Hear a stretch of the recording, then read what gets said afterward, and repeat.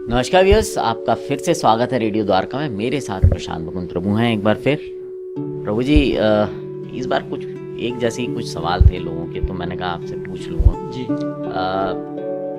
भजन करने से क्या फ़ायदा होता है, मंदिर जाने से क्या फ़ायदा होता है, हमारे पाप कैसे ख़त्म हो सकते हैं, या जो पूजा पाठ से हम या मंत्र जाप आप लोग कहते हैं जो है हरे कृष्णा महामंत्र, इससे क्या पुराने पाप खत्म हो जाते हैं।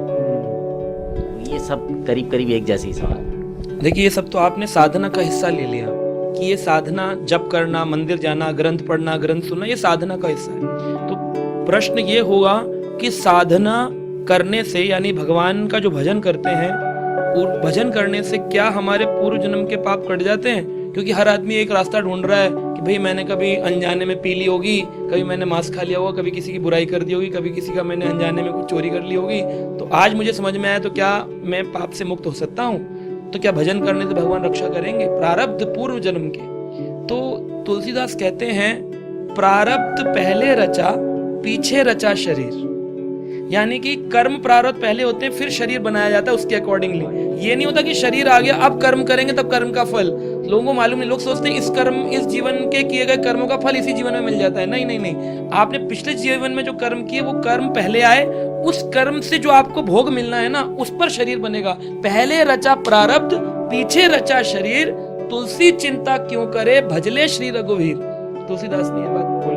तो अब पहले प्रारब्ध बना। प्रारब्ध 3 प्रकार के, मतलब प्रारब्ध यानी पूर्व जन्म के कर्म। जब भी हम प्रारब्ध बोलते हैं यानी लास्ट लाइफ के कर्म जो है हमारे। अब उसमें है एक मंद प्रारब्ध यानी मीडियम प्रारब्ध, एक है तीव्र प्रारब्ध हाई, और एक है तीव्रतम वेरी हाई कर्म। कुछ किया, हैवी ड्यूटी, कुछ काम कर दिया गड़बड़, तगड़ा काम कर दिया, कोई घोल घपला किया तगड़ा वाला, उसका फल भी तगड़ा वाला। तो जो छोटे किए मंद प्रारब्ध जो है, वो चैंटिंग करने से, हरे कृष्ण कृष्ण कृष्ण हरे हरे, हरे राम राम राम, इसको करने से मंद प्रारब्ध खत्म हो जाता है। कई लोग सोचते हैं पुण्य करने से, भंडारा कर दूं, किसी को दवाई दे दूं, गरीबों को कुछ कर दूं। नहीं, पुण्य करने से नहीं घटेंगे।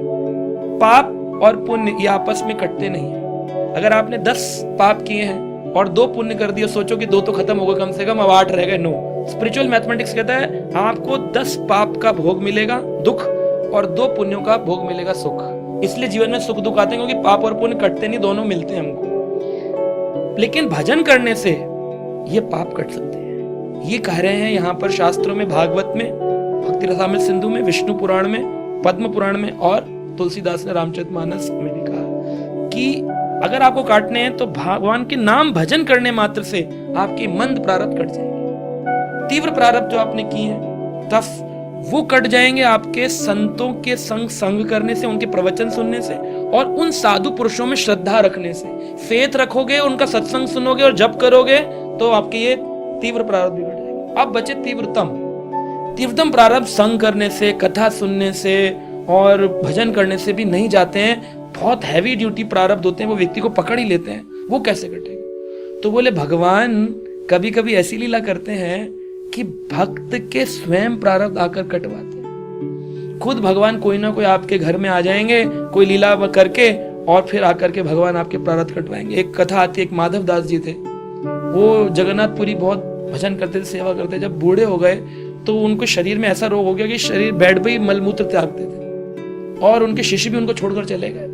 तो शिष्यों ने कहा भाई हम तो नहीं कर पाएंगे। तो एक लड़का आया छोटा सा, बोला मैं करूंगा आपकी सेवा। तो माधव दास जी ने बोला तुम कौन होगा? मान लीजिए पास ही गाँव का हूँ, मुझे खाना दे दीजिएगा, बस मैं रह के आपका काम करूंगा। तो डाइपर चेंज करना, उनके जहाँ रोग में खून निकल रहा है, जहाँ रक्त निकल रहा है, जहाँ पस निकल रहा है, उसको क्लीन करना, नहलाना धुलाना, सारा काम। कुछ काल बाद जब वो ठीक होने लगे तो उनको लगा ये कुछ अद्भुत बालक है, इसका रूप भी अद्भुत है, ये साधारण नहीं, आकर्षित है बड़ा।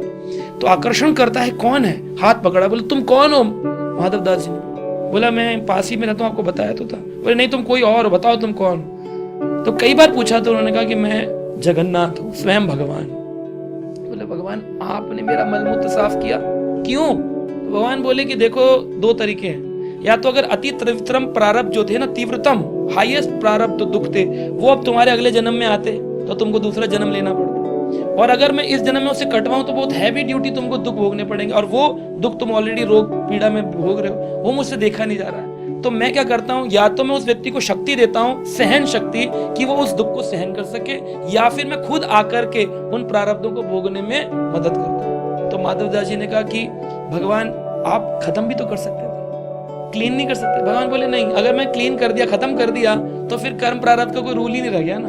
वो तो रूल फिर मैंने ही बनाया, मैंने ही तोड़ दिया।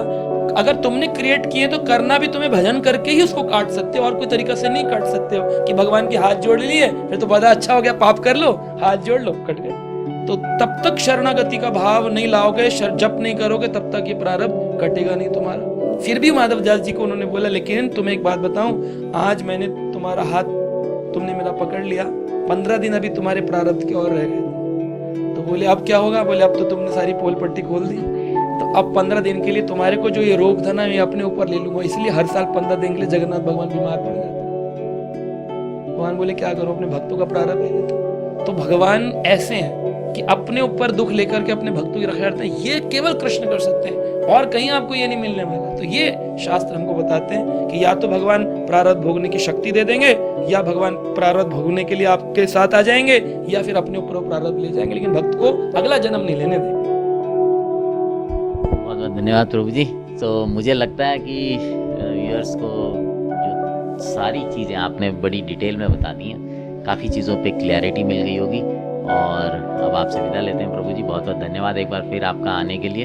सो व्यूअर्स, अब आपसे विदा लेते हैं, बने रहें।